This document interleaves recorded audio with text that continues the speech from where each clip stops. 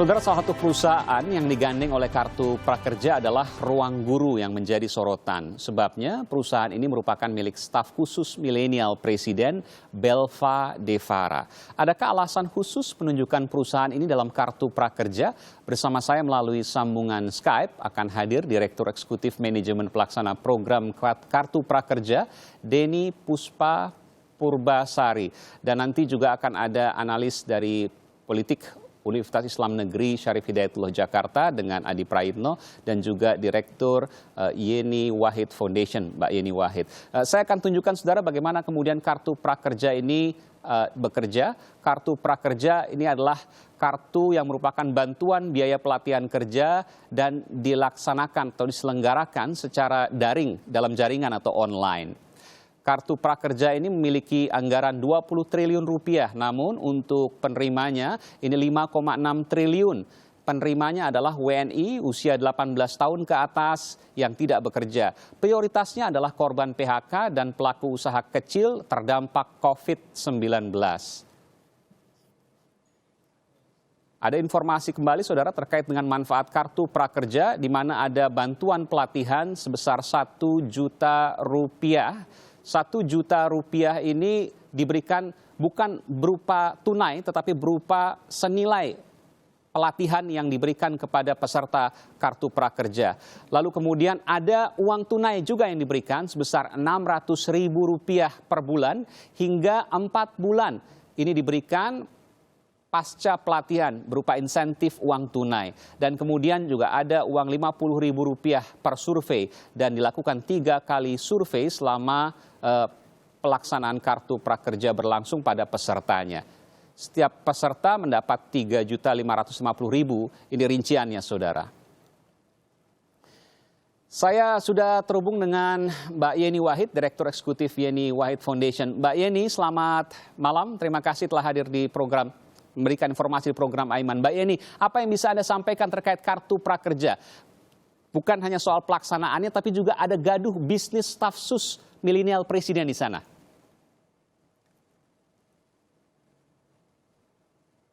Mbak Yeni, bisa mendengar saya? Mbak Yeni Wahid?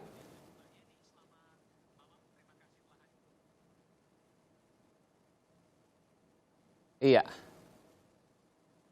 Kita akan coba untuk menghubungi kembali Mbak Yeni Wahid dan juga Mbak Denny Purba yang akan bergabung bersama program Aiman terkait dengan kartu prakerja. Mbak Denny adalah Direktur Eksekutif Manajemen Pelaksana Kartu Prakerja. Mbak Yeni, bisa mendengar saya? Iya, saudara, kartu prakerja ini menjadi gaduh karena kartu prakerja memberikan pendampingan pelatihan kepada sejumlah pesertanya yang sejak pekan lalu telah dilakukan. Namun dari 8 perusahaan yang memberikan pelatihan, ada 1 perusahaan milik staf sus atau staf khusus milenial Presiden Jokowi yang bernama Belva Devara. Kami mencoba menghubungi staf sus Belva Devara sejak 2 hari lalu hingga hari ini, namun belum bisa untuk kami hadirkan. Belum bisa untuk kami hubungi karena yang bersangkutan tidak merespons permintaan kami untuk wawancara. Dan begitu juga dari Ruang Guru yang merupakan perusahaan milik Belva Devara, staf sus milenial Presiden Jokowi. Dan saudara, informasi yang terkait dengan kartu prakerja ini banyak kemudian dikeluhkan karena ada pertanyaan. Pada saat kartu prakerja kemudian diberikan pelatihan kepada orang-orang yang kemudian menerima manfaat dari kartu prakerja, lalu setelah diberikan pelatihan dan kemudian mendapatkan pelatihan, ia akan bekerja di mana? Karena ada sejumlah perusahaan atau ada banyak perusahaan yang kemudian justru kolaps, justru mem-PHK karyawan. Dan saya sudah terhubung, Mbak Yeni Wahid, bisa mendengar saya? Ya bisa, Mas. Oke, Mbak Yeni, terima kasih. Mbak Yeni, apa yang bisa Anda sampaikan terkait dengan kartu prakerja? Bukan hanya soal kinerjanya, tapi juga soal ada konflik kepentingan di mana ada staf sus milenial Presiden Jokowi yang perusahaannya menjadi salah satu penyedia pelatihan yang masuk dalam bagian proyek kartu prakerja. Baik, sebetulnya konsep dasar dari kartu prakerja sendiri sangat baik. Kenapa? Karena dia akan membantu orang-orang yang sekarang terancam gelombang PHK maupun orang-orang yang memang kesulitan selama ini untuk mendapatkan pekerjaan. Jadi konsep dasarnya baik. Cuma memang ada beberapa catatan yang dibuat oleh publik, oleh banyak pengamat, soal aplikasi, soal bagaimana implementasi dari program yang sebetulnya sudah baik ini. Nah, kemudian yang disorot adalah bahwa ada dana yang cukup besar, 5,6 triliun dari 20 triliun itu, yang larinya bukan langsung ke rakyat, tapi justru lari ke perusahaan-perusahaan besar yang di belakangnya bahkan didanai oleh modal-modal ventura yang cukup besar, ada yang sampai triliunan, dan membuat orang kemudian berpikir bahwa kok di saat seperti ini, di saat pandemi COVID-19, semua orang sedang bergotong royong, semua orang sedang mencoba membantu semampunya, bahkan ada anak SD, Muhammad Hafiz namanya, mengumpulkan uang sakunya, mendonasikan uang sakunya untuk membeli APD, ya, ada perusahaan yang mau cari untung. Nah, jadi ini membuat banyak pertanyaan besar di kalangan masyarakat. Jadi memang ada dua hal yang berbeda di sini. Iya. Saya elaborasi dua hal yang kemudian Anda sampaikan. Saya satu persatu saya akan bertanya kepada Anda, Mbak Yeni. Yang pertama adalah pelatihan yang seharusnya diberikan langsung, uang yang langsung diberikan, bukan pelatihan. Itu yang Anda maksudkan? Ya, dari 20 triliun yang diberikan, itu kan ada jatahnya penyedia aplikasi. 5,6 triliun hitung-hitungannya, kalau dari 100 juta, ya kan, 1 juta per aplikasi. Nah, dikalikan saja berapa pengguna, lalu kemudian ada lagi dana di sana 150.000 kalau nggak salah untuk dana survei pencarian kerja juga diberikan kepada perusahaan. Jadi banyak komponen-komponen di dalamnya yang kemudian membuat kita berpikir, bukankah lebih baik kalau pada saat yang kritis seperti saat ini, uang 5,6 triliun itu dialokasikan langsung untuk kebutuhan di masyarakat. Terutama untuk pembelian APD, alkes, obat-obatan, dan lain sebagainya. Bagaimana dengan kebutuhan untuk mentraining masyarakat supaya ada upskilling, ya, supaya mereka-mereka yang selama ini skillnya rendah bisa terserap di lapangan pekerjaan, bisa mendapatkan lapangan pekerjaannya, Pak. Sebetulnya banyak sekali platform-platform online, ya, karena sekarang saya banyak bergaul dengan anak-anak IT. Banyak dari penyedia jasa online tersebut yang mau menyumbangkan jasanya secara cuma-cuma ke pemerintah. Oke. Tidak perlu anggaran 5,6 triliun untuk memberikan pelatihan. Tidak perlu anggaran 5,6 triliun. Dan yang menarik adalah bahwa mereka tidak dilirik oleh pemerintah sama sekali. Apa karena tidak ada akses ke kekuasaan? Nah, ini kemudian beralih kepada tadi salah satu isu yang diangkat oleh Aiman soal staf khusus. Nah, jadi, bahwa Anda bisa yakinkan bahwa ada banyak penyedia pelatihan online yang bersedia gratis memberikan. Jadi penyedia jasa online seperti Ruang Guru itu kan model bisnisnya adalah berdasarkan valuasi. Makin banyak penggunanya, makin banyak usernya, nilainya akan makin meningkat. Nah, biasanya mereka itu yang dicari itu makin banyak orang yang subscribe, makin banyak yang menggunakan jasanya, platformnya. Harus membayar. Dan itu banyak yang mau melakukan itu secara cuma-cuma, memberikan jasanya secara cuma-cuma kepada seperti Ruang Guru. Kalau Ruang Guru kan dibayar. Iya, maksud saya jasanya seperti Ruang Guru tapi gratis. Kalau Ruang Guru kan harus bayar. Ya. Bahkan ada yang sebetulnya menurut saya sih lebih tepat karena bukan berupa video konten. Kalau kita bicara soal video konten, banyak sekali video-video konten online yang bisa diunduh secara gratis. Orang mau belajar apa saja bisa. Kita lihat. Lagi-lagi yang mereka mau inginkan adalah mendapatkan subscribe atau mendapatkan orang yang melihat. Dari situ mereka bisa jualan ke perusahaan iklan. Jadi dalam satu hal bahwa banyak yang mau gratis kok, tapi kemudian ini harus membayar dan membayarnya kepada perusahaan milik stafsus milenial. Ini dua hal yang kemudian menjadi masalah. Iya, jadi dalam hal ini mungkin banyak yang kemudian beranggapan bahwa jelas di sini ada suatu hal yang tidak tepat, ya. Ada hal yang something fishy gitu, satu yang nggak pas nih gitu. Nah, jadi konsep yang begitu bagus, konsep kartu prakerja yang begitu bagus, jadi rusak gara-gara implementasinya tidak tepat. Ya, saya ingat juga bahwa Mbak Yeni sempat menjadi staf khusus presiden di zaman Pak SBY pada waktu itu. Saya lupa tahun, Iya, tapi sampai tahun 2007 kalau tidak salah.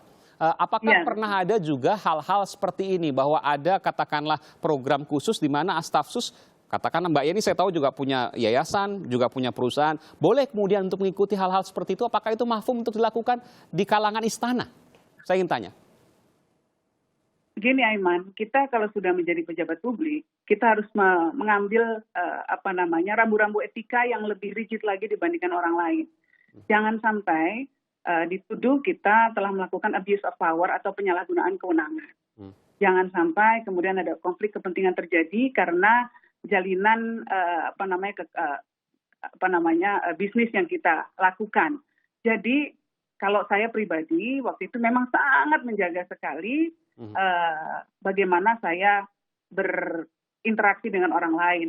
Boro-boro untuk dapat proyek dari pemerintah ya. Untuk proyek sosial saja saya tidak berani untuk bergabung gitu. Jadi itulah upaya kita untuk menjaga integritas dari lembaga kepresidenan. Karena stafsus itu melekat kepada presiden.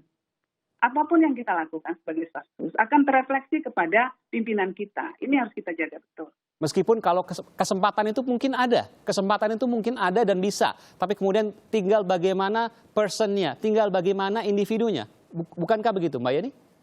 Kesempatannya banyak, Mas Aiman. Kan orang kan ingin dekat-dekat ke kekuasaan pasti.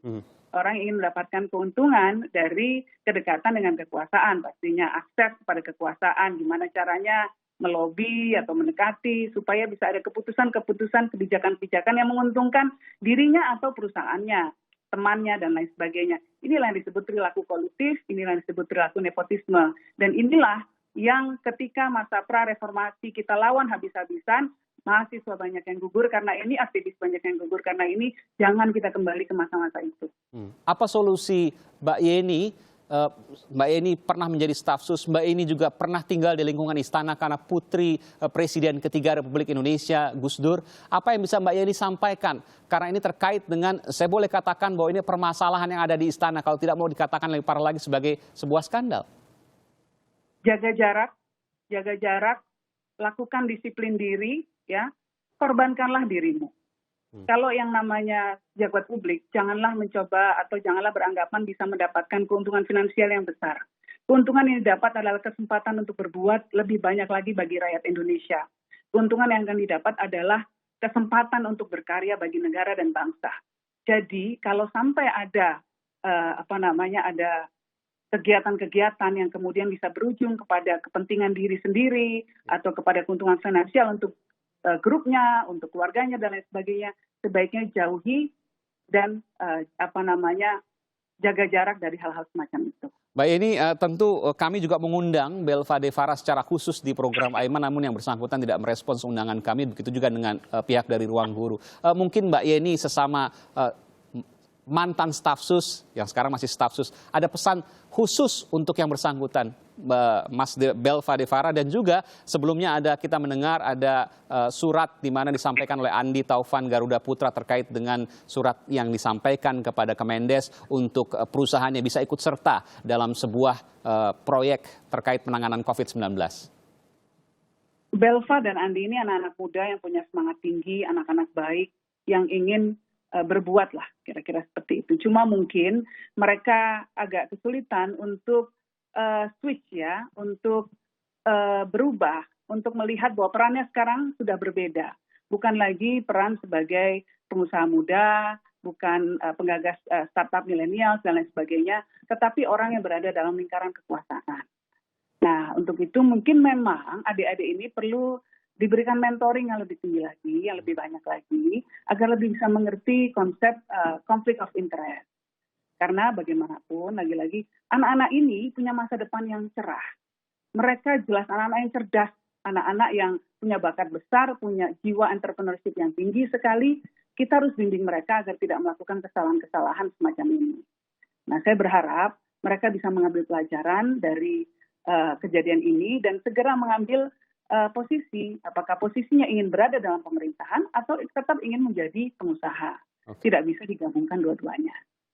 Surat dari Andi Taufan telah ditarik, tapi kemudian Belva Devara yang merupakan pimpinan dari Ruang Guru masih tercatat sebagai perusahaan yang memberikan pelatihan pada kartu prakerja dengan anggaran 20 triliun rupiah yang kemudian dikerucutkan 5,6 triliun untuk pelatihan ini.